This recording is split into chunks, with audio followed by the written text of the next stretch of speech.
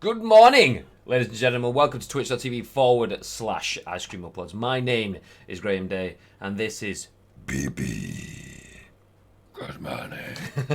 Decided to go for the bass rather than the BB today. Just give me 1 second. I realised as we were starting in then that I haven't actually put my front lighting on, which is why it looks a bit dark in the room, but I didn't want to do it and then just jump into this and realise it was all like... So, lights on. Pow. Oh, yes, there we go. Not too bad. Backlight balance. Yeah, there we go. Anyway, good morning, ladies and gentlemen. Hello there, Calvin and Bobby. I'm feeling kind of dodged today, so it was a no hairdo day, so it was baseball cap. And as I've said previously, I have numerous hats, including things like my PUBG hat, but if I wear a dark top and the dark hat, it just kind of, because I'm only using a Logitech C920 webcam.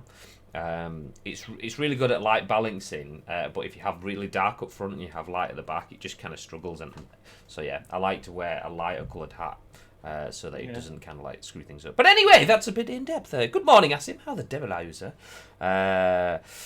Yes. It is... I can't even remember where we are. Do you know what? Like I was saying, I'm kind of hanging out a little bit, so there may be pauses for nose blows and other things as we go through the day. Full disclosure, let's get out of the way up front.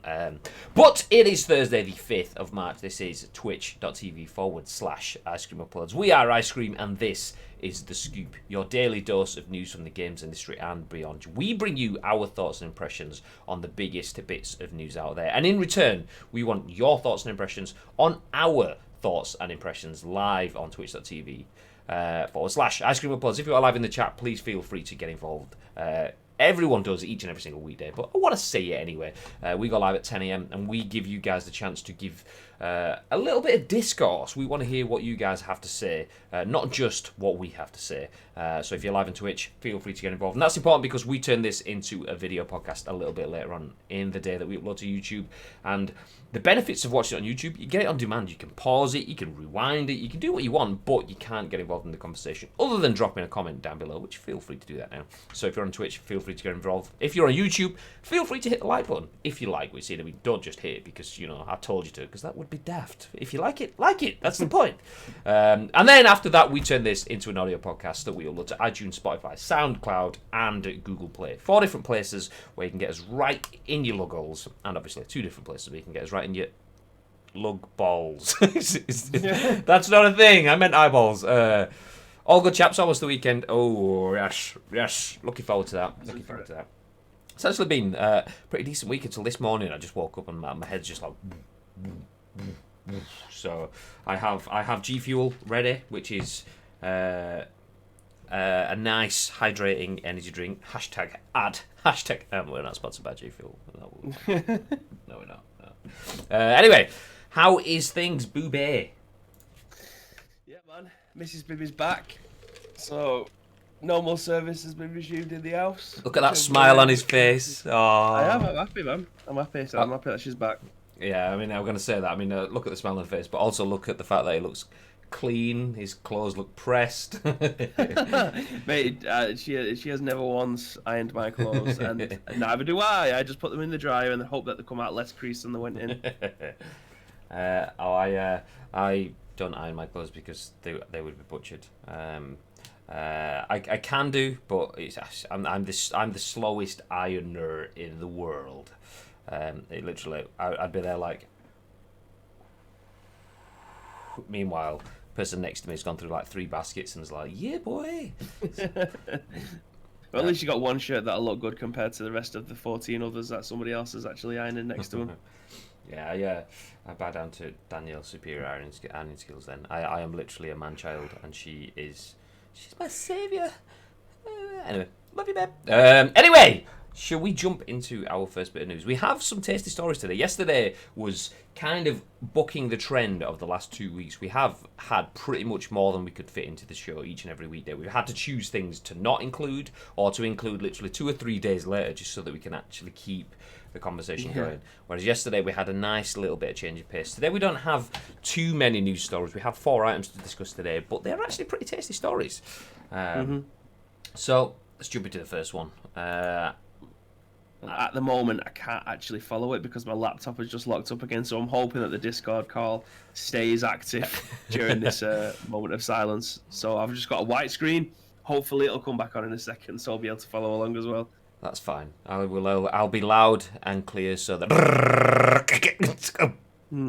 I'll keep you updated. So the first bit of news, as you can see on the screen, is written by Matt Wales for Eurogamer, and it says an unannounced Star Wars Project Maverick leaks onto a PlayStation Store. Reportedly, EA Motive's smaller, more unusual title.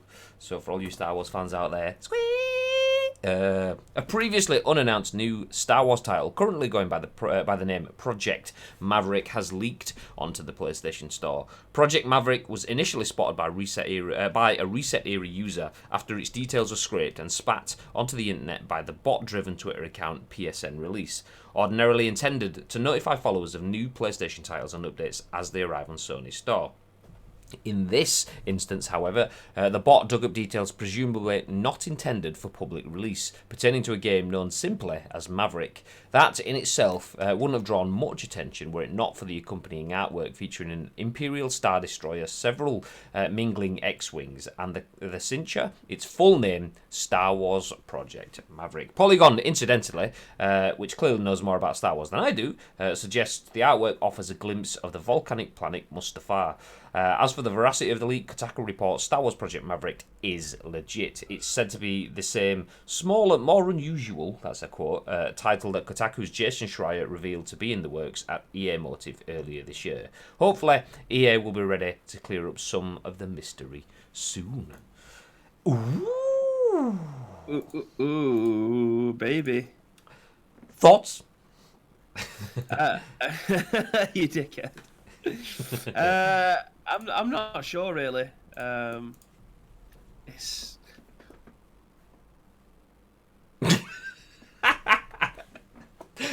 just as Bibby starts on his thoughts, he blue screen. Let's look at this.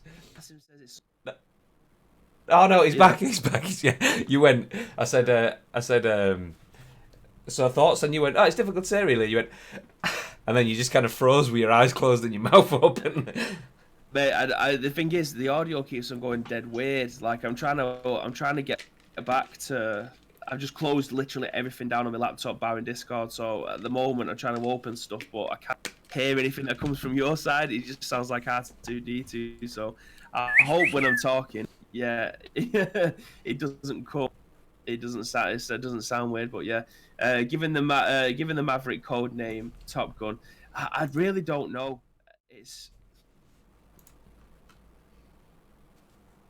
I honestly don't know. I mean, it's a really good city to be in, really, because we know that there is. I'm sure we went for last month to say that there was working on several different projects. Just didn't give an idea of what they were potentially going to be. I'm fairly certain we ran through.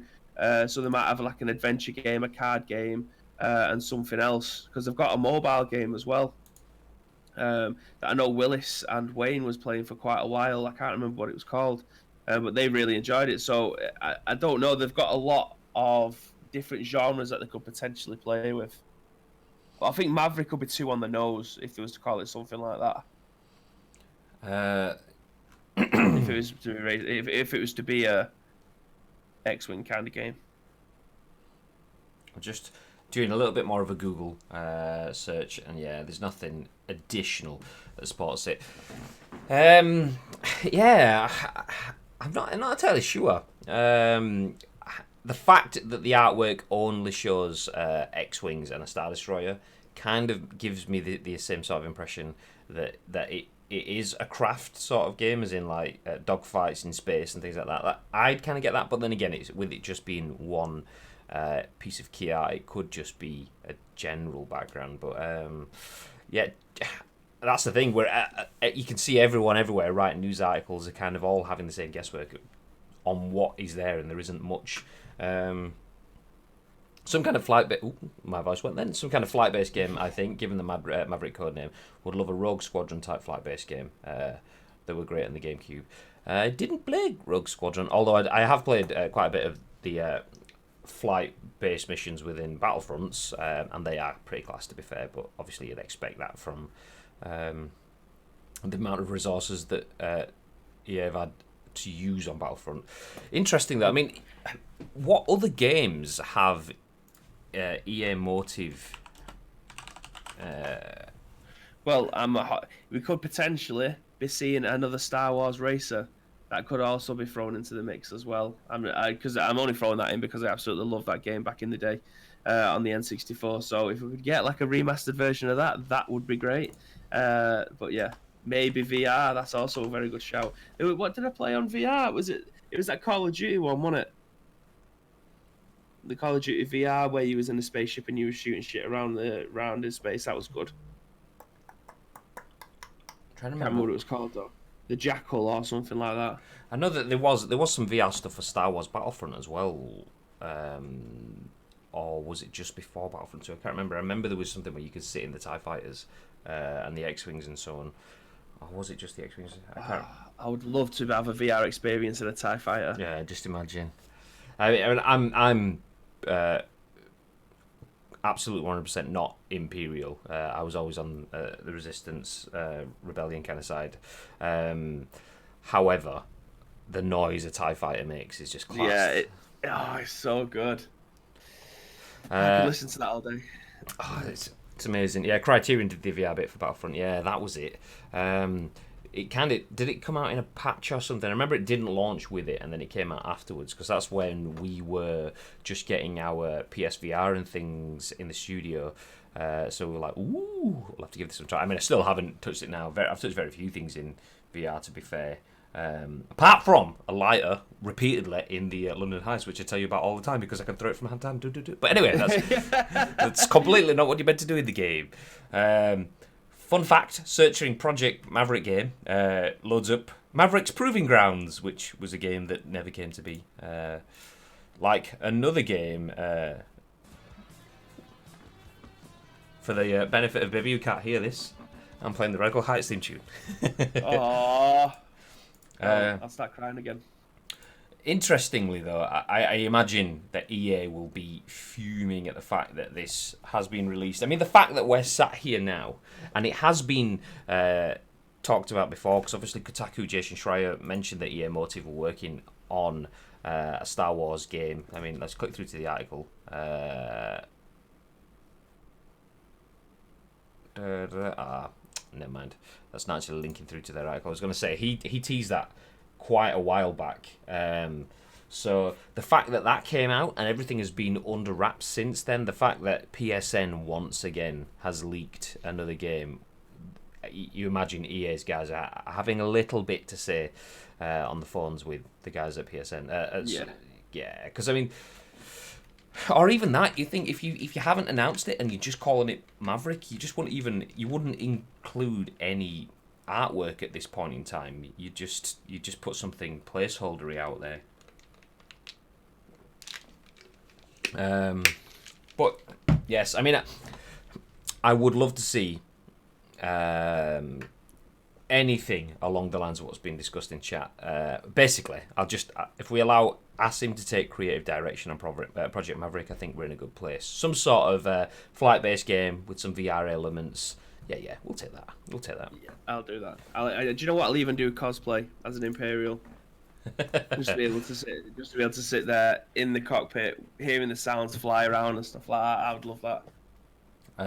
I can be like your like what's that? Is it? Mate, if you're not in a Vader costume, then there's no justice. Oh no, I don't mean that. I was going to be even less than that, but just to add to the value of your cosplay. I mean, I'll just like run past the microphone, but just going because then if I do that, as you hear the volume get louder, it'll sound like a TIE fighter going.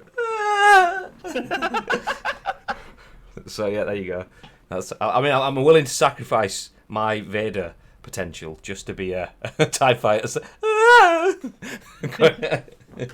Anyway, so that is essentially the bones of the entire story. I mean, the meat should have said the entire story. There is no meat. It's just bones. At the moment, we know there is Project Maverick. Expect EA, because one thing that EA are pretty good at is owning forced changes to schedules. Yeah. If they weren't supposed to announce this for a week, a month, or whatever, say if it wasn't going to be announced for a month or so, probably not with it hitting PSN. you know that they will bump things forward so that they can own this, rather than it be, oh, we all know because it came out 2 weeks ago.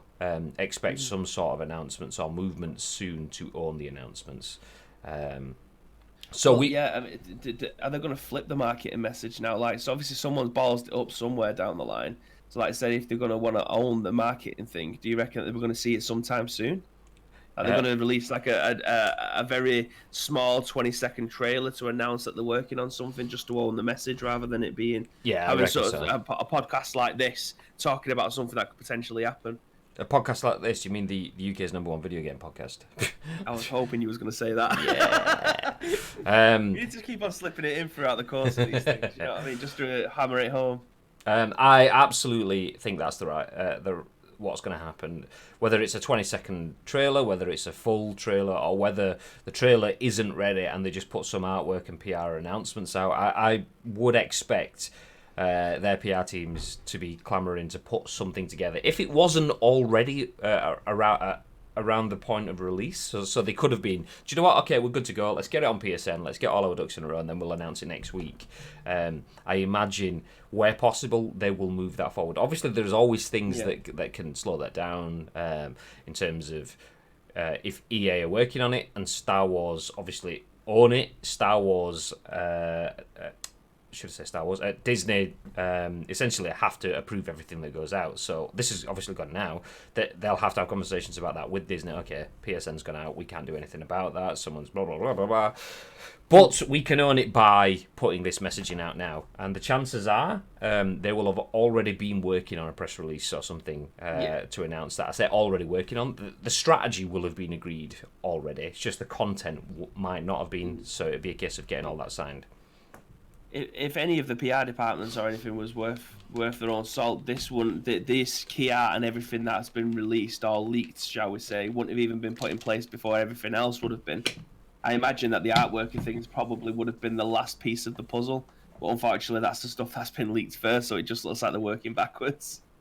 It's kind of, that's the only thing I'm not entirely sure about. Obviously, I know that the PR processes obviously vary for most firms. They tend to follow the same strategies. The only thing I'm not sure of, because I've not done it directly myself, is the comms with updating PSN. So obviously, they've provided a number of details, be that an approved build of the game, because obviously I know it goes through checks and approvals by first parties themselves before they will upload it.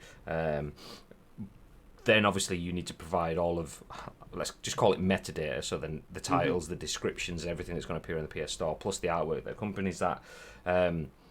So I don't know. I was saying maybe they could have put some holder information in the way, but if that's the case, you kind of expect to not need to do that. If this is the official store where your game is going to appear with like your full product page designed to be what it is, with an auto roll video when you scroll up on the PSN store and things like that, you kind of expect them to pass all of that over in good faith, that PSN isn't going to upload this in any way, that just a simple bot-driven Twitter account without any human interference or anything has just gone, oh, here's some more stuff.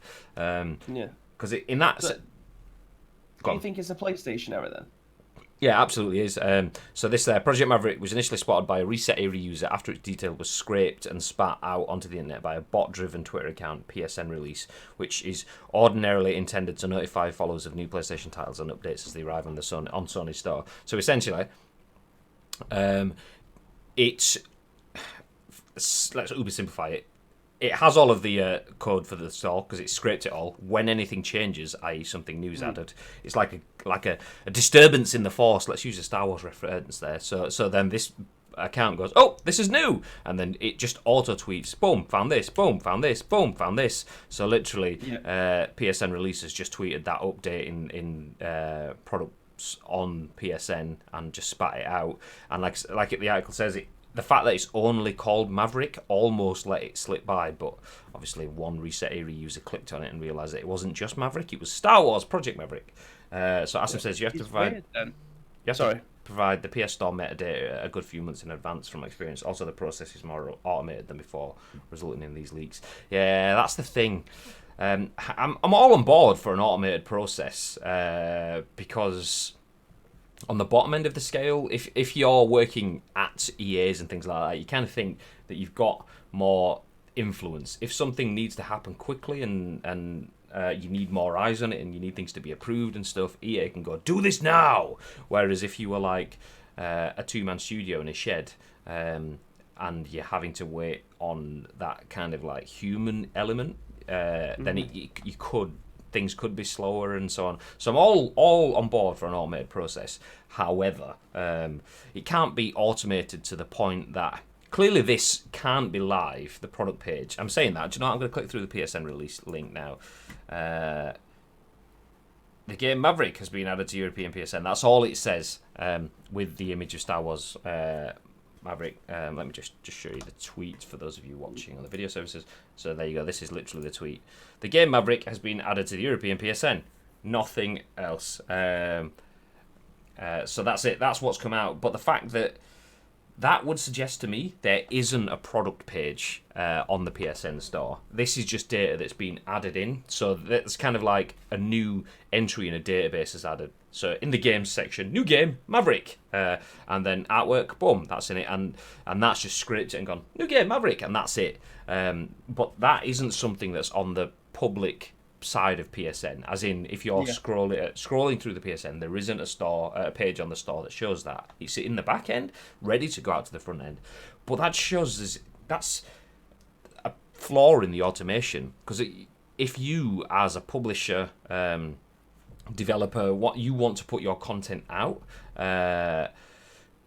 you want to get your stuff onto the store, you need your data adding to it. Essentially, think of it as a CMS. It's probably not in that sort of sense, but think of it, you need to add your text and your images and stuff into the background before you hit publish on WordPress and your page appears. You do that, but no one can scrape your website and grab what you're putting into the CMS, and that seems to be what's kind of happening here, which surely is some sort of security issue, maybe?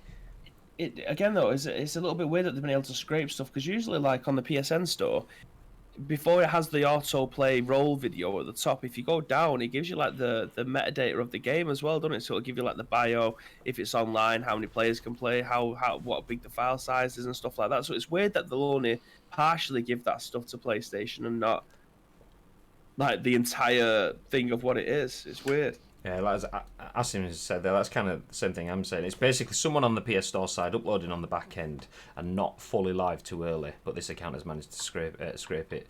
That's what it seems to be for me, because if it was fully live, all of that other metadata that you just mentioned there in terms of the number of players, the whatever additional information, and stuff like that, you'd think that would all be there. The fact that nobody has that, the fact that none of these news articles have that, means that information, it just isn't out there yet. I've just done a quick Google search and can't find anything more than it's Project Maverick and it was announced by PSN releases. There's no other information other than Jason Schreier from Kotaku spoke about it previously but didn't have any more information.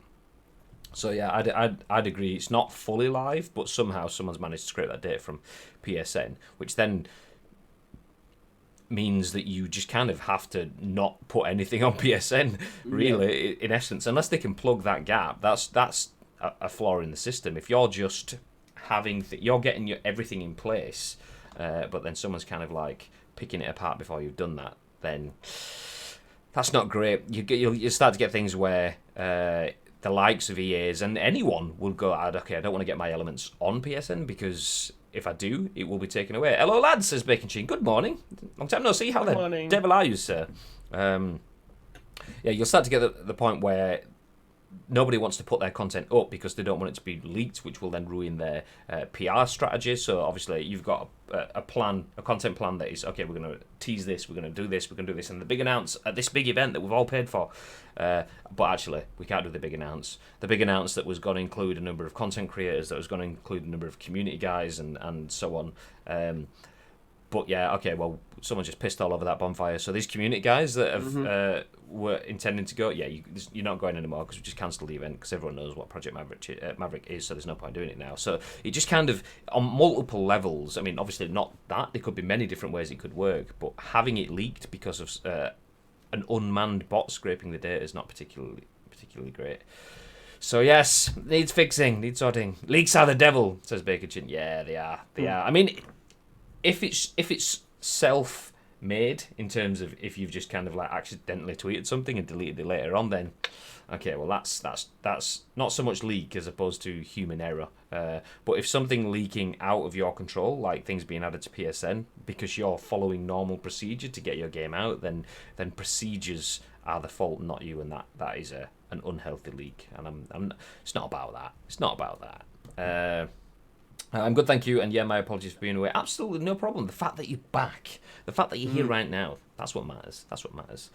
If you missed it, though, we are talking about Project Maverick, the new Star Wars game, reportedly being made by EA Motive, has been leaked. It was added to the European PSN, and PSN releases managed to scrape it. So yeah, that is your scoop for today, although we do have more scoopage to go. And speaking of which, let's jump through to our next article. And brace yourselves. I know we usually, when we discuss Google Stadia, it's usually to kind of like, oh, for fuck's sake, guys, come on, sort it out. But today, it seems like they may have some good news. I say that, all I've read is the title. So we'll go through the title together, and then by the end of it, we'll see if it actually is positive or not, as Google poaches God of War studio head to run new Stadia game team. Oof, indeed. I mean, that as a positive. I mean, God of War, phenomenal game. So managing to take ahead of that studio to bring them in-house for your Stadia team signals to me initially a couple of things. The fact that they believe in it, and the fact that the studio head believes in it enough to go, signals something good for the future. But we'll judge that after we go through the article. This is written by Nick Statt for The Verge, and the tagline says, "The new Player Vista office will be run by Shannon Studstill." What a name! Shannon Studstill from Sony's Santa Monica studio.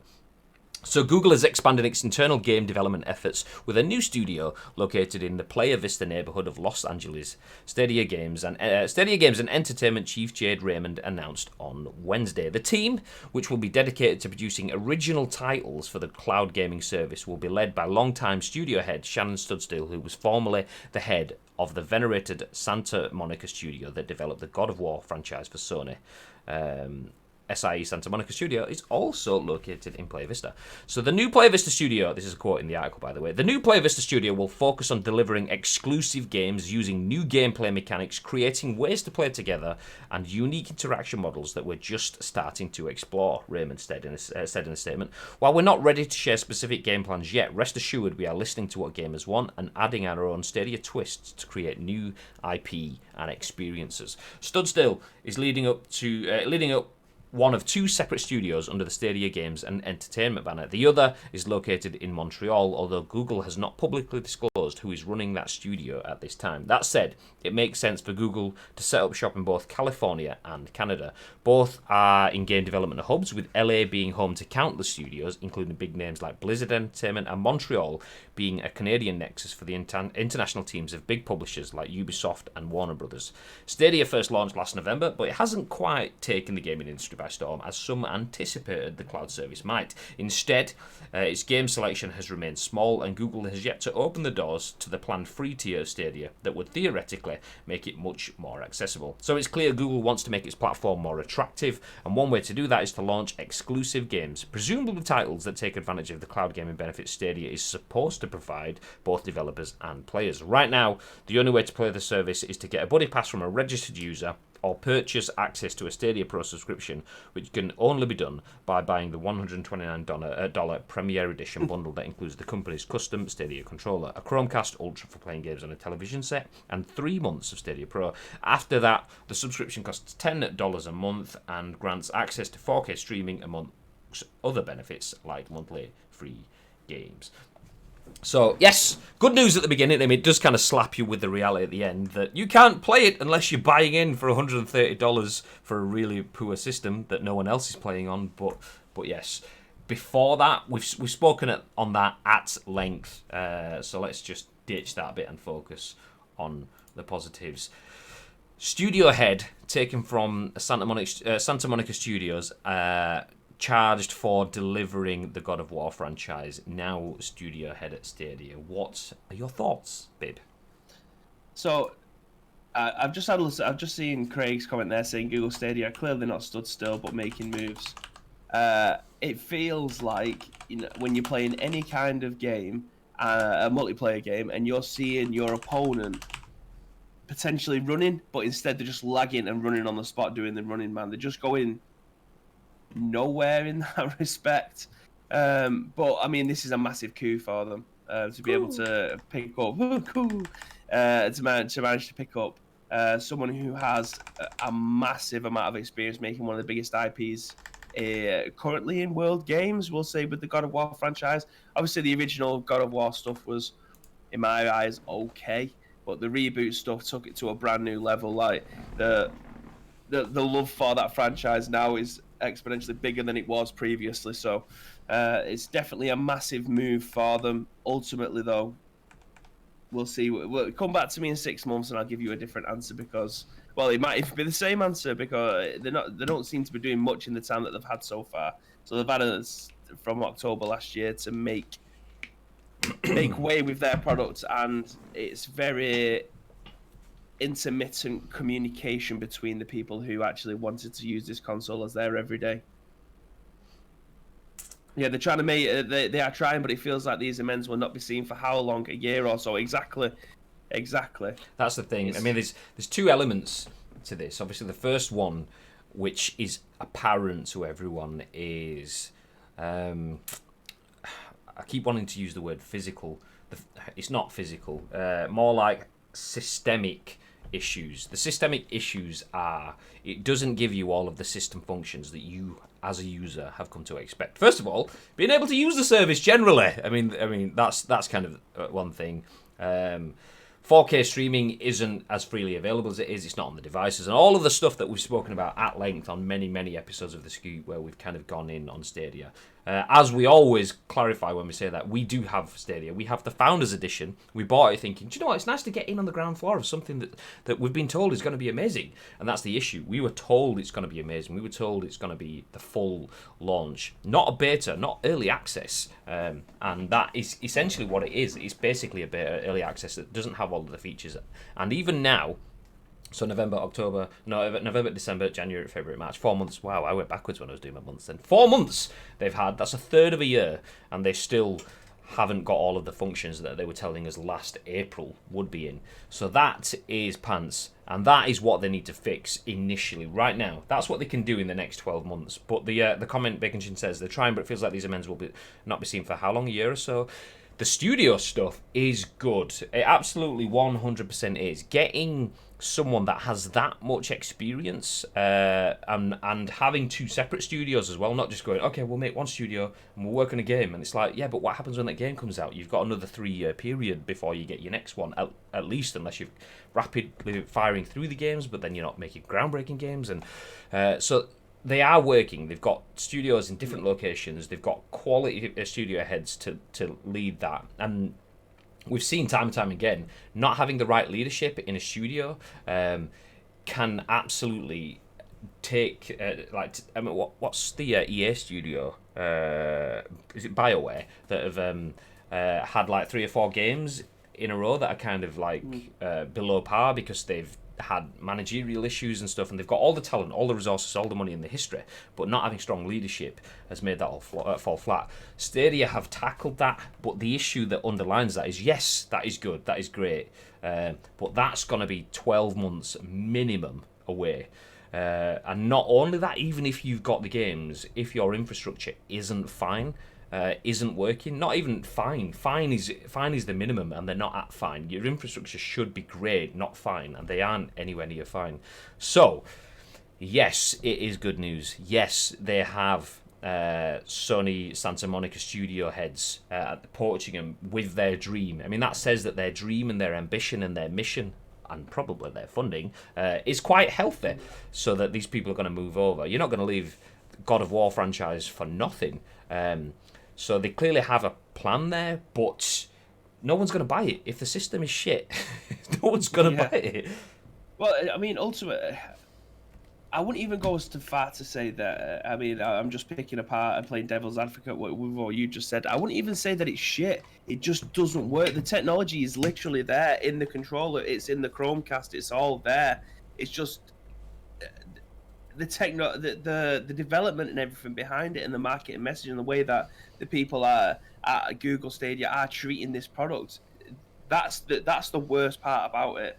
If they was just transparent about the market messages that they're putting out, people would cut them some slack, like they have with the rest of the other competitors that they've got in the market at the moment. But they're not. They're not answering people's questions. They're doing shitty AMAs that aren't really giving anybody any answers, even though they're asking for questions. It's all very backwards, and I think they have got another year on their hands of people. Sorry, they've got another year on their hands of firefighting, because they're not trying to set the record straight in what they've provided so far, and that for me is the biggest downfall. We've said it multiple times in here. We have two of these in the office, and we, as a company that specializes in video games, this is where we see the future. But unfortunately, they are so far behind that they are a dot in the win mirror. Unfortunately, Yeah, the thing with in terms of like you're looking at like Bacon Chin's comment there. I'm all here for trying, but this reminds me of when Xbox One launched and the catch up they had to do.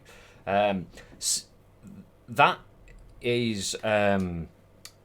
It's a good example because look at what Xbox has done. Their messaging and their dreams for the systems just weren't what people wanted them to be, and they've had to work to fix that. And that is why Xbox are now inarguably an amazing space with all of the things we've covered recently, like the X Pass, X Cloud, which is their version of Google Stadia. They clearly have realised that they haven't done very well, and they've had to work at that. But you jump back a generation, and Sony were in the exact same boat there, and it was the studio heads, not the studio heads, the business heads, the guys at the top of the chain at Sony, particularly in Europe, that managed to change the messaging and work on how they're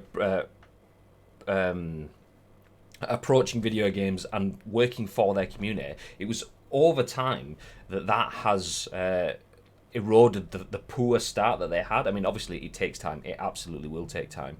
But also you kind of have to think, okay, well, Microsoft have changed their messaging, and that you've got to feel is down to the people that they have at the top, people that are driving the decisions behind those messaging. And over time, if you are hitting the right people with the right messaging and delivering a good service, then you can over time change opinions. Microsoft still are miles behind in terms of console sales for this generation. Yeah. This one's pretty much a write-off, but what they are doing is getting their house in order ahead of the next generation. Thank you very much for the bits, Bacon Chin. You lovely man.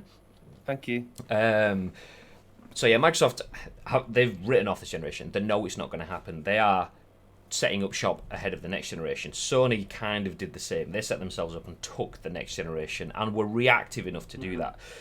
Sony Santa Monica guys going to Stadia, you kind of have to feel that we're talking about the people at the top making the right decisions. Yes, Shannon Studstill, she's going to go in as a studio head, not a Stadia head, but she will have impacts. Stadia, we've said it before, we think part of the issues is they're looking at it as a Google product, not a gamer's product. Having people that are, as they mentioned here, heads of venerated studios, people that are looked up to, taking those people in, if they take their thoughts and impressions and opinions and experience on board, then you have to feel that will help manage upwards in terms of, yes, okay, I'm managing my studio, but I'm also giving you guys more direction on how the industry should run. If you want to work within the games industry, these are the kind of things. So, yeah, it's probably no, but I doubt that nobody expects that this is going to be something that Google said you can turn around in a very short amount of time, or even a marginally short. It's going to be a long road. But cloud gaming is still, I think it's not in the same bracket as, say, a Switch or something. We've spoken about, you've got console gaming or PC gaming, and then you have your alternative option, which is your Switch. I think this is an alternative, but on the other side. So this is a different alternative option. This is kind of console gaming on the go. My worry for them though is they've not packaged up as that. They've packaged up as PC gaming, as console gaming. So yeah, having themselves packaging as competitors for PS4 and PS5 and Xbox One and Series X, putting themselves in that bracket. If they continue to do that, then yeah, it's going to be the longest uphill fight that we've probably ever seen in video games if Google stick it out. If they try to change the direction and say, look, we're not console gaming, we are cloud gaming on the go, then that could work for them. But obviously that's not factoring in the fact that xCloud is in beta and is moving forward, which Bacon Chin and Next Gen Renegade have kind of said between them that Stadia really isn't. And then you've got GeForce Now, which if it stops the games, it stops games leaving their service, that could be a sort of game changer in terms of if you are a PC player, then Google Now is essentially everything that you'd want from Stadia and xCloud and more, because you don't have to buy them, you don't have to pay for your games on GeForce Now. If you've paid for it on Steam or Epic, you can just play it on the go. But question: do you think they will relaunch?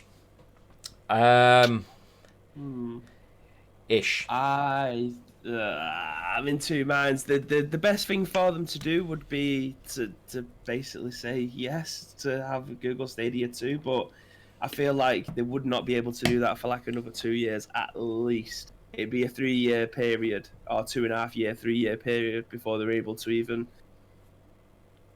ask people to dig into their pockets to provide more money to this already existing problem. I think they've got a lot of work to do on their hands to try and win people back. You mentioned it earlier in your comments about the fact that Xbox has been chasing PlayStation for the last 7 years. They are finally getting into a point where they've put up a massive fight against PlayStation, and that's big props to them because they changed the marketing message. They've reached out to key people to try and to basically just give themselves a forum to ask where they went wrong and how they can separate themselves from the product and then just get the feedback that they need to take the step forward to try and catch up to PlayStation. Google haven't even started them conversations yet, and they are nearly 6 months into their product cycle of this. So, I mean, it's just blind ignorance. For me, from my perspective, I know we love to take the piss out of them, but it's just blind. It's just blind ignorance at this point, because they're not even... It feels like they're not asked about the people who are buying their products or have bought their products or are still using their products, shall we say, because I can't imagine that the player base that's still loading this up. I don't know. I speak to a lot of people on Twitter, and I don't know of one person who I'm following or is following me that goes home after a day's graft and boots up their Google Stadia. Not one person I have seen boot up their Google Stadia. So what does that say? If no one's talking about it, then no one cares. If no one cares, no one's using it. If no one's using it, no one's gonna support it. So it's a long chain of events that they haven't invested themselves into from a consumer standpoint. I don't know who it is that's making the decisions over there when it comes to programming, developing for this, but it's definitely at this moment in time not consumer friendly. And if it's not consumer friendly, you ain't gonna get very far. And that's the thing. It's amazing how influential, and I use that word specifically, word of mouth can be. The reason influencers exist as a standalone thing, influencers have always existed. Like that's not anything new. The phrase is new, but the fact that the phrase exists is something that shows that people influence other people. It's as simple as that. If you have either an opinion that people feel is informed or entertaining or whatever, your thoughts and impressions can influence other people. It's as simple as that. And we're in a world where that's understood now. It's not just brands and media and outlets that do it. I literally could influence Bibby to go out and buy a game now as someone he knows and he respects my opinion. Well, I hope he does. And then and like but that's it. You literally have a circle of influence. It might be big, it might be millions, it might just be a few people. Whatever it is, you have a circle of influence. So if you play Stadia and you like what you're seeing, what you're playing, you can influence the people around you, and then that's where you get the butterfly effect. It spreads out and it spreads out, spreads out.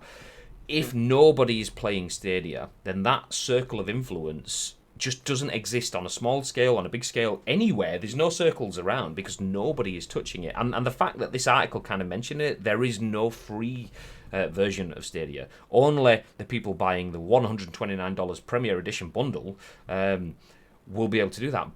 But nobody's going to buy into a Premier Edition, top of the range bundle for something that nobody else is playing. And it's kind of catch-22. Nobody's playing it, so no one's going to buy it. And because no one's going to buy it, no one's going to know about it. And because no one knows about it, no one's playing it, so no one's going to buy it. And then we continue and continue and continue. I think we spoke about the Mortal Kombat that got brought onto it, and someone spending like 25 minutes to try and find somebody else who was online on Google Stadia that wanted to play Mortal Kombat. Like, they were just searching in the match rooms and couldn't find anyone. I think in the space of like 2 hours, he ended up playing 4 different matches, and 2 of them was against the same competitor. So that says a lot. If I was to load up my PlayStation or the Xbox that we've got in the office and load in Mortal Kombat, I'm fairly certain within about 30 seconds I'm going to find someone to play. And not only that, it was the amount of input lag when you're playing a game like if you're playing a beat 'em up, a fighting game, and you've got 1v1 on screen and it all comes down to button pressing the timings. Yeah. Any input lag just ruins that completely, and that's what that same article was saying. It's saying it was good, but you lose a fraction of a second and it breaks that game completely. Absolutely. Well, you was playing when you were there on Tuesday. You had a quick go on Street Fighter, didn't you, when you was upstairs on the PS4, just to see whether or not you could do Hadoukens and things like that. If you remember the codes, you was able to pull that off pretty flawlessly. Try doing that on a Google Stadia over a server that potentially is on its ass. It doesn't work properly, does it? And that, unfortunately, in games like that where the milliseconds count, it's probably the same reason why we haven't had Fortnite over there. I mean, if no one's playing on the Google Stadia, what's the point in having a 100-man battle royale when you're only going to be 20 players and then 80 bots? Yeah, I mean, imagine if probably the same as Google Switch as well. Google Switch, Nintendo Switch, but let's talk about that because that's what I play on. I like to play against noobs and kids. Imagine having that input lag on something like Fortnite where you've got potentially 100 different people around you and you have to hit them on the headshot, bam, and you press the button, and then that fraction of a second plays out your headshot. It's the same thing. You've lost the game because of bad sync. Working from home, says Bateson. I do on a, well, less of the working, just at home. I do on a Wednesday and a Thursday. Yeah. He's got no pants on underneath that desk. Well, no. That's the reason why I've just stood up to close the blinds so that you can see more of the background lighting in the room. But yeah, I tried to make sure that I didn't stand up too high because I didn't want to introduce you all to little Graham. Hey. Also, thank you very much for the extra 50 bits, Bacon Chin. Do you know what I'm going to do? Thank you very much. I'm going to jump to this screen because we don't have our stream. Do you know what? Actually, I'm not going to do it. I don't want to break anything. I was going to move it because on this split screen, this is the latest screen that we've added to the Scoop. So set this up, but didn't add the alerts and donations pop-ups to this screen. So people can hear the diddling, but don't actually get the stuff popping up on the screen. So actually, let me go back here and then do. Hey. There we go, that one, and then when that one disappears, I'll get your other one up as well. Let's go. No, stop doing it. No. There we go. Morning, Pez Geek. Bits for the opinions. Very much appreciated. Very much appreciated. We like to have opinions, sometimes better than others. But yeah, it's good. Yeah, my takes are usually shit, so strap yourselves in. We've still got 2 more articles left to go. We do. And if you've just joined, it sounds like my streams, says Bateson. What? Not wearing pants? Oh, God, I pressed the button like 50 times and it's now going through it because I was like, stop working. Stop working. So, yeah, there you go. Value for money. You're going to get one ding for every bit that you donated from the sounds of it. No pants. That's what it's about, isn't it? I do love a good no pants stream. I mean, for terms of service, don't stand up because goodbye, Twitch. Okay, let's jump into another article. We have touched on this already this week, but now this seems like the conversation could be going against what we said, I think just Tuesday, And this is written by Matt Martin for VG247. It says E3 2020 is under further threat as California declares coronavirus state of emergency. So updating on what we said earlier in the week, E3 said that they are going full steam ahead on their plans for the ESA said they're going full steam ahead on the plans to have E3 in the summer. So this follows up on that. E3 organizer, the ESA, has said it is actively assessing the coronavirus situation and its potential threat to the annual video game convention following California's governor declaring a state of emergency. A state of emergency was declared on Wednesday after 2 more deaths in Washington and California, where there are 50 known cases of coronavirus. The ESA, which has not revealed any concrete details of this year's event, despite it taking place in 3 months, has said it continues to monitor the situation.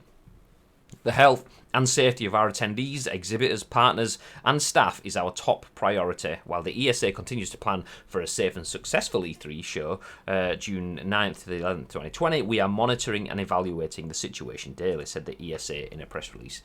Our E3 team and partners continue to monitor COVID-19 via the Centers for Disease Control and Prevention, that's the CDC, and the World Health Organization, the WHO, and we are actively assessing the latest information and will continue to develop measures to further reduce health risks at the show. Bateson, question if you're still here. From your side of things, obviously you go to E3, particularly, EA Play every year. Does that sound like it's going ahead for you, or are you not allowed to say? This is where Bateson realises I can't say and just jumps out of the chair. Goodbye. So our E3 team and partners continue, and I've done that actually. The City of Los Angeles, which has declared a state of emergency, offered the following guidance. The state of emergency allows the city and country to qualify for additional funding needed to prepare for COVID-19 in the future if such funds are needed at all. City officials will continue to prioritise measures and guidelines that are focused on cleanliness and safety, and the City of Los Angeles website is a source for local information. Last week, the annual Game Developers Conference, aka GDC, in San Francisco was postponed due to the coronavirus, as well as the Taipei Game Show due to take place in February. CCP has also cancelled its annual EVE FanFest, and multiple esports competitions have also been canned. The coronavirus adds additional pressure to E3 this year, which is suffering a lack of support from the media following a hack to the official website. It has also lost the support of key media partner Jeff Keighley and crucial business from Sony PlayStation. So yes, I think we mentioned this for the last couple of days, haven't we? We do think that this will be the next one to fall. They seem to be taking it. They seem to be taking it a lot more serious in America, which is all well and good because it is a serious thing that's going on at the moment. Obviously, they want to try and stop the spread of these things. I've just seen there that Bacon says I'm working WrestleMania in Tampa, which is fucking incredible, by the way. I'm not jealous at all. Just stop.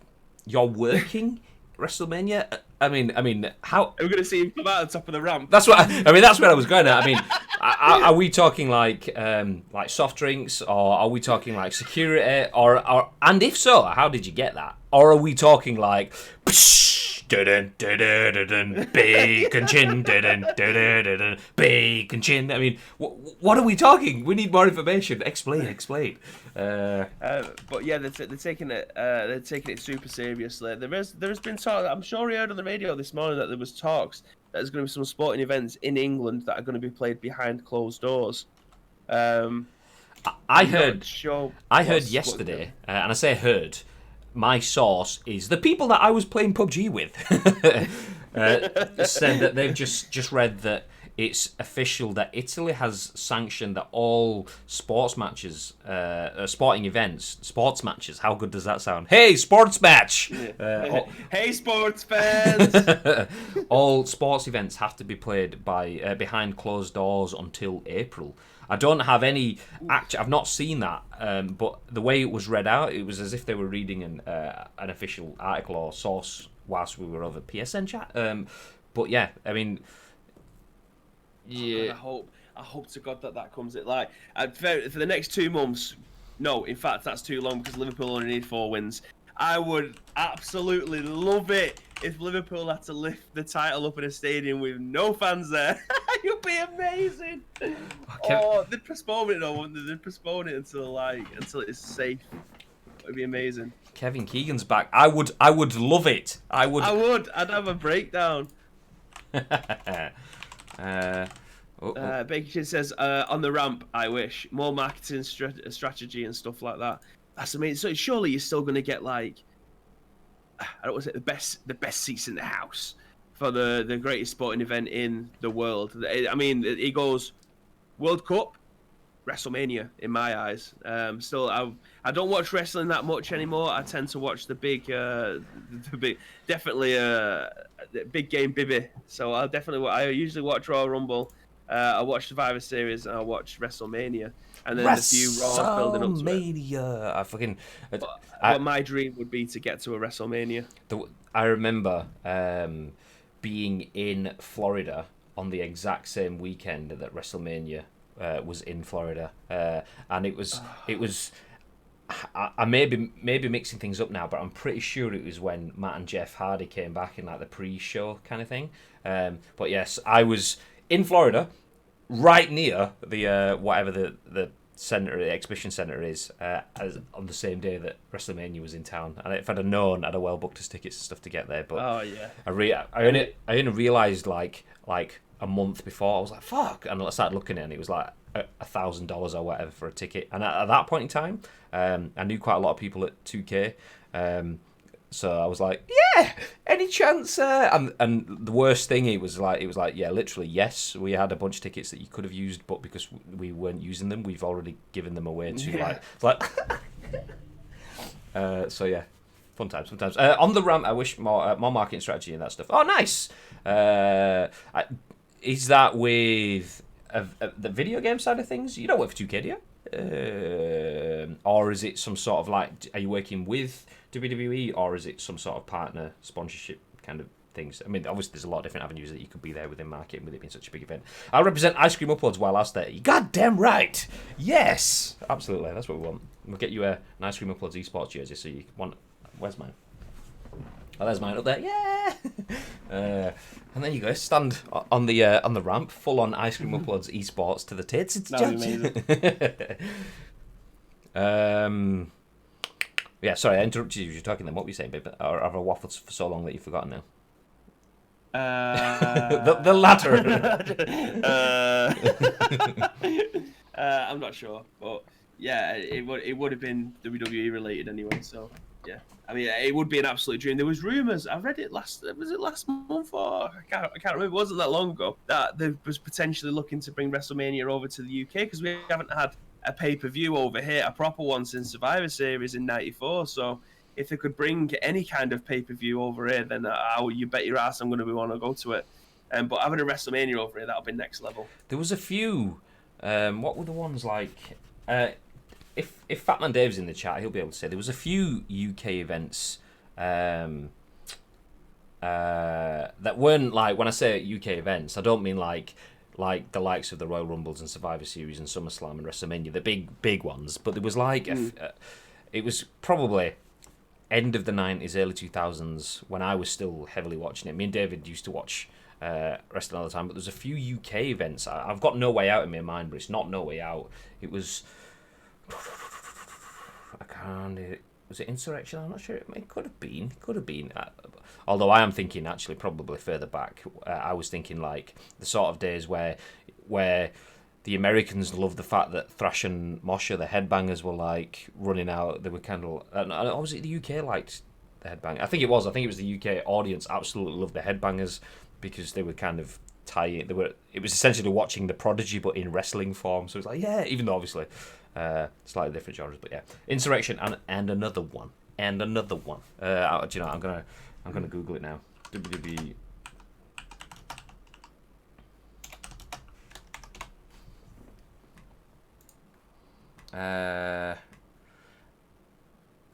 Oh no, it was the one that I've got in mind was WWE One Night Only. And then was it a No Mercy? Yeah, No Mercy at the MEN.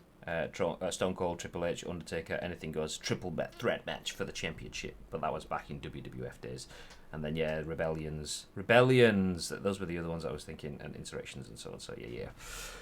Last large UK event was Insurrection 2003, but that was just Raw at the Telewest Arena in Newcastle. So yeah, we haven't had anything for 17 years. WWE, sort it out. Yeah, I think we should. We can get Bibby rocking up with his title belt. Oh no, wait, Luke's got it now. No, it went down the pan, didn't it? It went down the pan. That reminds me, we need to bring that back. We need some more title challenges. Anyway, back on topic. E3 under threat, which is quite. It's got to be a little bit of a sting for the ESA, that the fact that the California has declared a state of emergency because of an increase in the number of cases, just after the ESA have said, no, this is fine.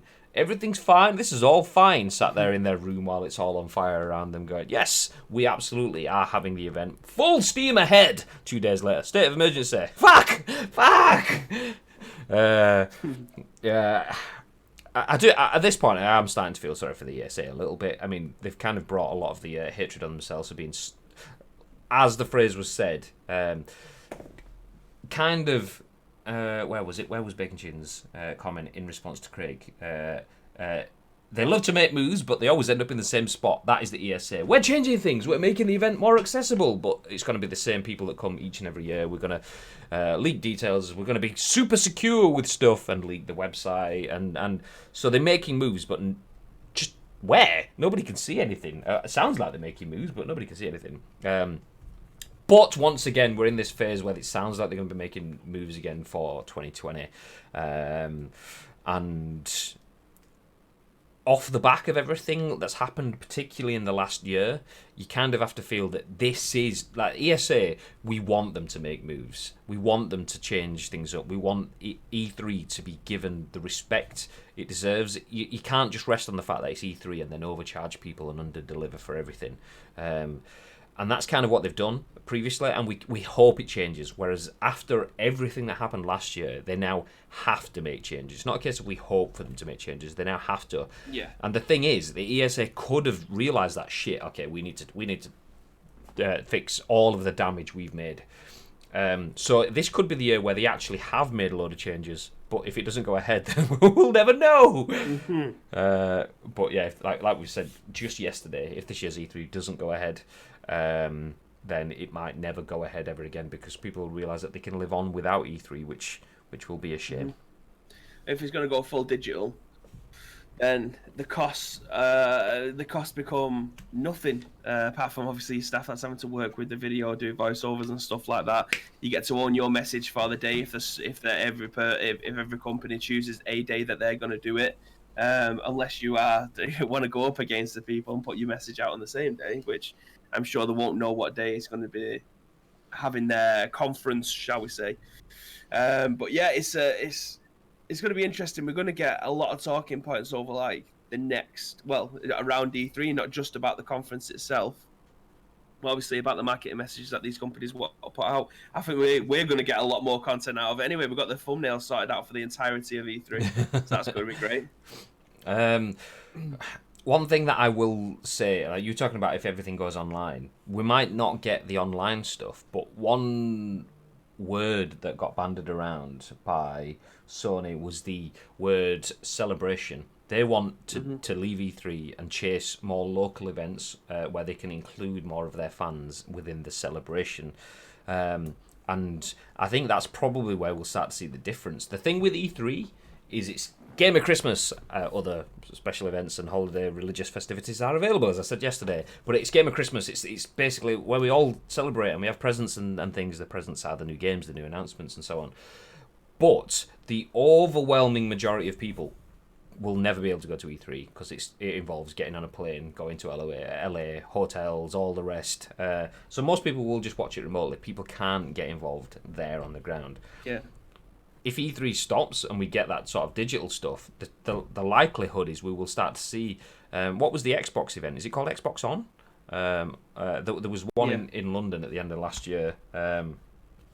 So we'll start to get more of that, and we'll get more PSX experiences, but we'll get them in the likes of London, maybe in a Manchester, maybe in a Liverpool, so that more and more people will be able to attend. So it's not just was it 60,000 people that can make it to LA?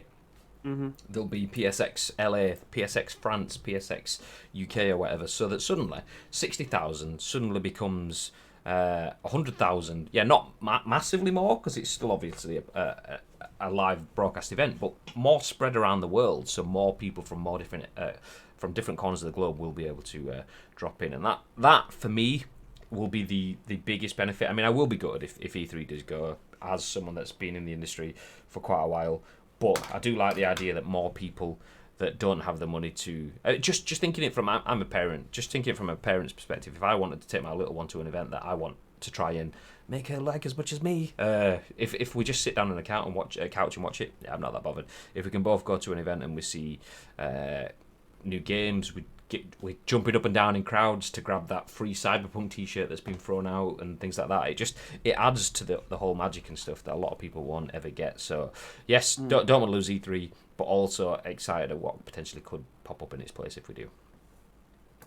And I think that kills the E3 thread as we jump into one final piece of news for today, which, funnily enough, I may have just mentioned then. I mean, could that have been on purpose? I never know. But we can see new Cyberpunk 2077 info. Meet the Tyger Claws. This is written by, I'm apologising if I get this wrong. Is it Cian Maher for VG 24/7? I'll take a lovely shirt out there. You goddamn right. Yeah. Where was I? As we inch ever so closer to launch, new Cyberpunk 2077 info has started to crop up all over the internet. A lot of it is merely speculation, but occasionally something slightly more concrete appears. Let me just stop there for a second, because I remembered I wanted to jump back into that comment. It's like 2 articles back now, but Asim said, I buy everything gaming, for better or worse. Didn't buy Stadia and won't. Which... I know I'm jumping back across topics. I missed it at that point in time. I've just seen it now because I was tinkering with the bit notifications. But yeah, that kind of says it for Stadia. Unless you massively change things around, there's a lot of people that will have a very similar opinion, so they need to change things up. But anyway, enough of Stadia. Back to Cyberpunk 2077. Something more concrete about Cyberpunk 2077 has hit, and it's CD Projekt Red has remained pretty tight-lipped on the subject, which makes the legitimacy of new Cyberpunk 2077 info difficult to assess. However, a recent YouTube video posted by Mad Queen Show introduced one of the many gangs that roam Night City, the Tyger Claws, called Tyger's Claw in Mike Pondsmith's tabletop RPG, but seemingly renamed for CD Projekt Red's adaptation. You can watch the full video below. The Tyger Claws are a Japanese booster gang in Night City, settled in the district of Westbrook, also known as Japantown, the part of the city where people go when they're looking for thrills, the video description reads. As they are the protectors of the Japanese community at large, it is thought they are backed up by one of the most powerful mega corporations of Cyberpunk 2077, Arasaka. Apparently, the Tyger Claws issue high-tech cyber weapons for a more traditional style of combat, martial arts. There are 2 main pieces of evidence that support the information in the video. First of all, an artist who goes by the handle Deathburger, what a name, posted a collection of concept art as they apparently worked on let me start again because I interrupted myself with the Deathburger references. First of all, an artist who goes by the handle Deathburger posted a collection of concept art they apparently worked on for the official Cyberpunk 2077 steelbook. It appeared over at ArtStation a few months ago and consists of 4 different pieces of cover art, each depicting one of Night City's notorious criminal gangs: Tyger Claws, Valentinos, Maelstrom, and Voodoo Boys. What further legitimizes this is the presence of a Tyger Claws poster that's currently listed over at CD Projekt Red's official store. Riding out from the heart of Japan town in a psychedelic blur, the Tyger Claws are dead set on staking claim to the fresh territory, the description reads. Word has it, they've already picked out the perfect spot on your walls. Oh, nice. If you want to know more about Tyger Claws, check out the video embedded above. If you're curious about other cyberpunky trivia, check out the recent revelation about the Cyberpunk 2077 map, or dig into the new Cyberpunk 2077 info Grimes spilled out about her character. Cyberpunk 2077 launches for Xbox One, PS4, PC, and Stadia on September 17th, 2020. 2020. Check out our full Cyberpunk 2077 primer. Blah, blah, blah, blah, for more. So there's only a tiny bit more information in it. I mean, at this point, because of the delay and things like that, people are just chomping at the bit for more information. It's surprising that we haven't seen more gameplay aspects of this, though. Do you not think? Yeah. See, I am kind of my own enemy when it comes to Cyberpunk. Deleting. There we go. I'm just trying to put the discussing now slate on screen just in case anyone drops in. Yeah, I'm kind of my own worst enemy when it comes to Cyberpunk because the same way that I would with films, I've not watched any trailers because I don't want spoilers. But the downside with that is I still don't really know what Cyberpunk is. How does it play? Is it a third-person game? Is it a first-person game? Is it?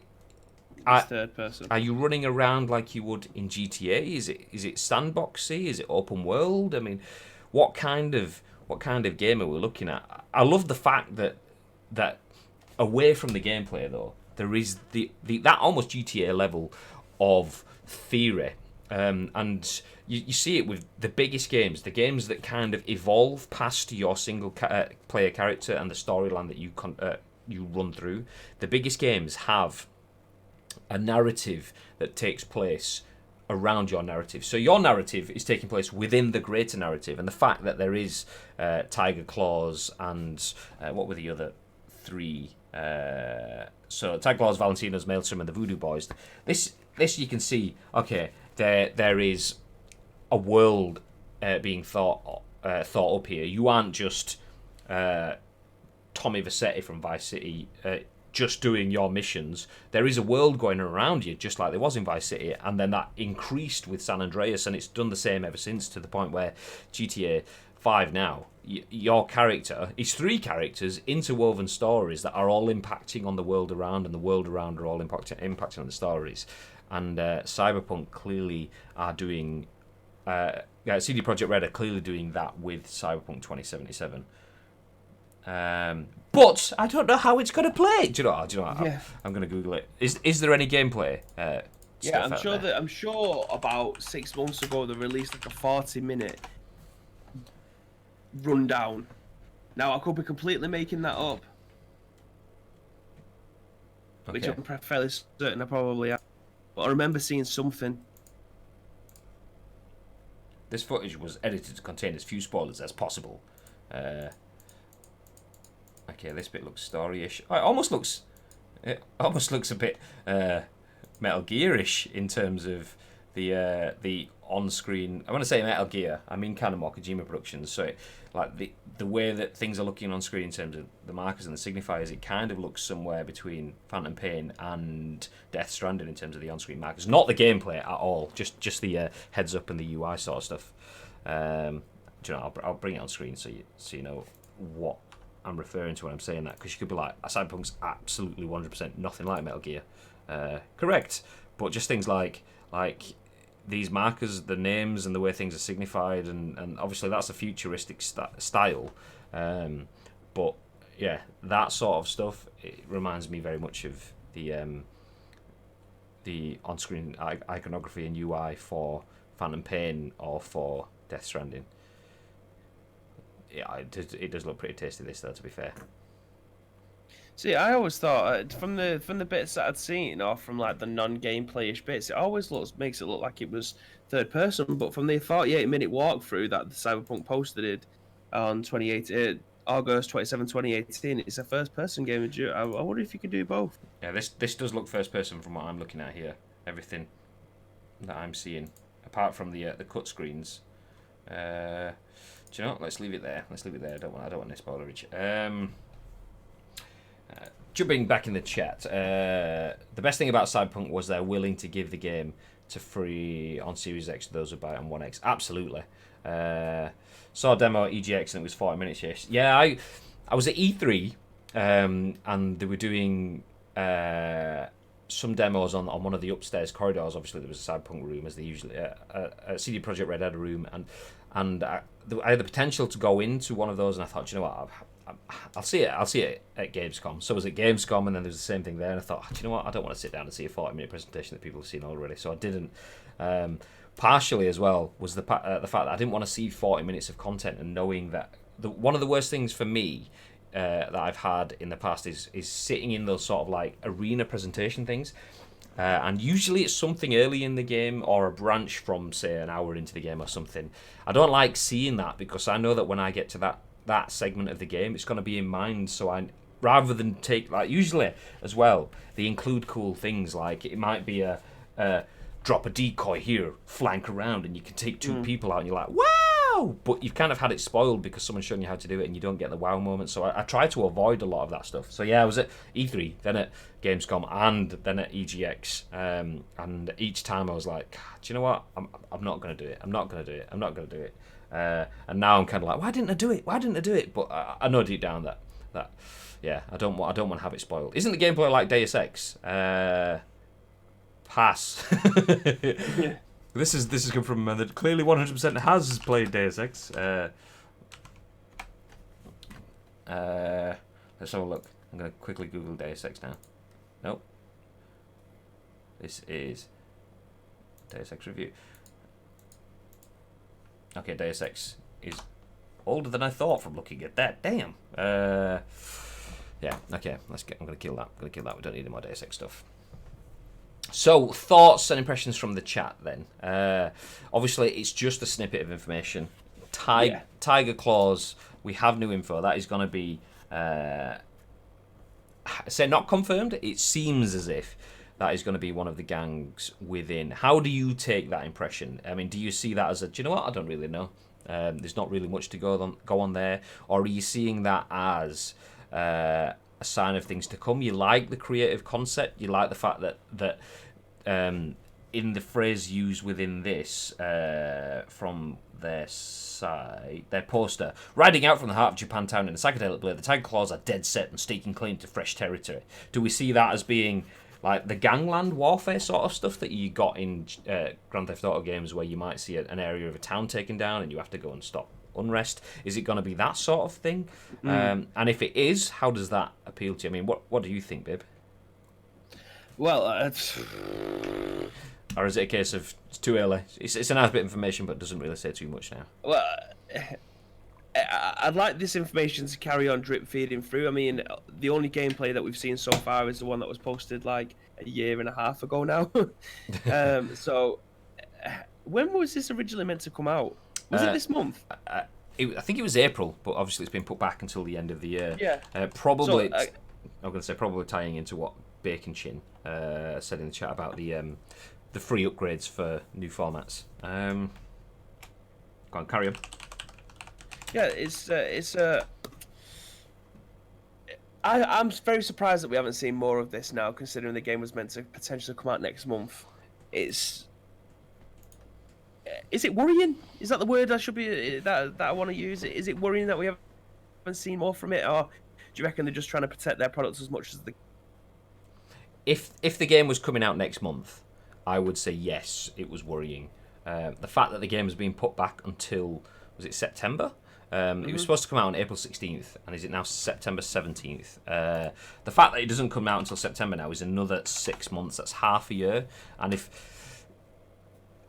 if we've had as little information as we had now and it's coming out next month, I definitely would be worried. So I think there's a couple of things there. Possibly worrying... absolutely worrying if it was coming out now, but maybe that's why it's being pushed back. A lot of people were saying, well, they've just pushed it back so they can do the free upgrades from console to console. You buy on Xbox One X, you get the Series X upgrades for free. A lot of people are saying, well, maybe that's why it's delayed. But the fact that we've seen so little at this point makes me think that it was possibly that I imagine will be a factor of it. My screen's all washed out. Change, there we go. The fact that will probably be a part of it, but also, gaming wise, I've heard rumors as well of like certain systems not being able to play it as well, or having like FPS drops or stuttering. I heard comments on that. I can't remember where it was, and it might have just been hearsay drummed up from nowhere. But if that is the case, that's part of the reason maybe why we've not seen it. So they've just gone, do you know what, it's not ready, plus we can upgrade for free at the same sort of time zone. It gives us a nice cross-gen release. So yeah, I imagine that's why it's been pushed forward. Even if we was just managed to get like someone from Cyberpunk playing this game for an hour on stream or for a YouTube video where it's behind closed doors, even if there was to be those the company wants to see it as polished as it can be, and it's literally just an hour an hour taken from the game, and it's the most polished hour that you're ever going to see. But then you'll have someone giving the commentary over the top of it, like the understanding and a bit of behind the scenes of how they put that particular scene together, if it was a cut scene, and just something like that to give us a bit more of a taster. Because at the moment, I'm super excited for the game. Do not twist that. It's going to be an incredible game. I'm super looking forward to it. But at the moment, because I'm not hearing that much, you have to think the worst. Like I yeah, I mean, that's such a shitty thing to say when you have to think the worst. But I've got nothing else to go off. Like from what I've seen, the only thing that I've seen was something that got posted a year and a half ago. What more have I got apart from the articles that are releasing? Like me and Luke went through something on Friday about map comparisons between the board game and the game itself. Like people are having to find that stuff for themselves to be able to start to continue their hype for the game. If I'm not hearing anything, then what have I got to be excited about? The prospects of seeing a trailer from a year and a half ago.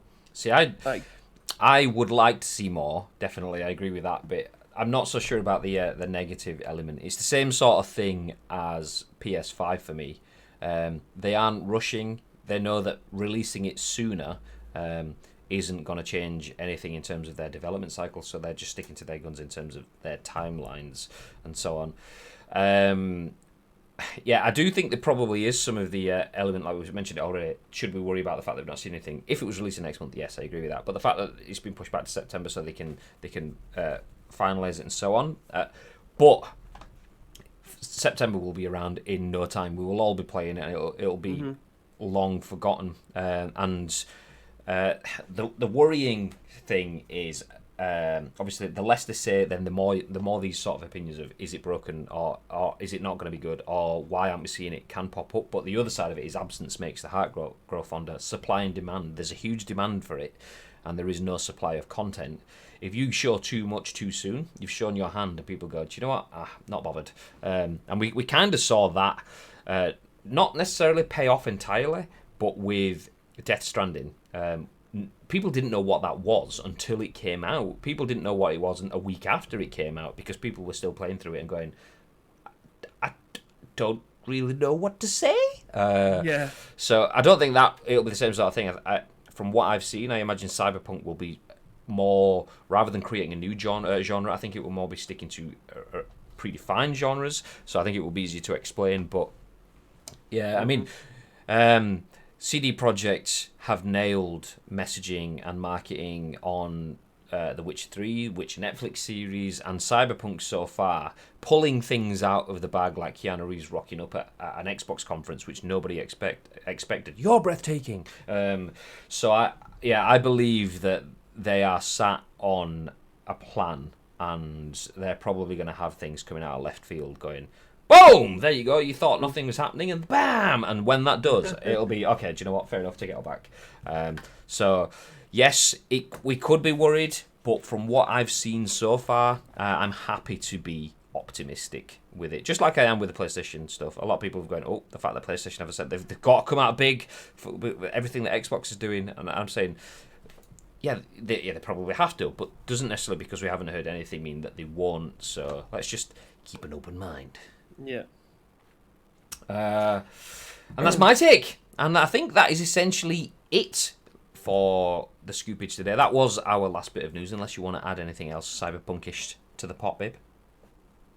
I've got nothing cyberpunkish to add or anything else behind it. I've been having a look through Reddit to see if I could see anything else on there, but unfortunately I can't see much more else. However, I did come across a remake of Resident Evil 1 for the Sega Mega Drive. That looks absolutely insane, which I will be downloading.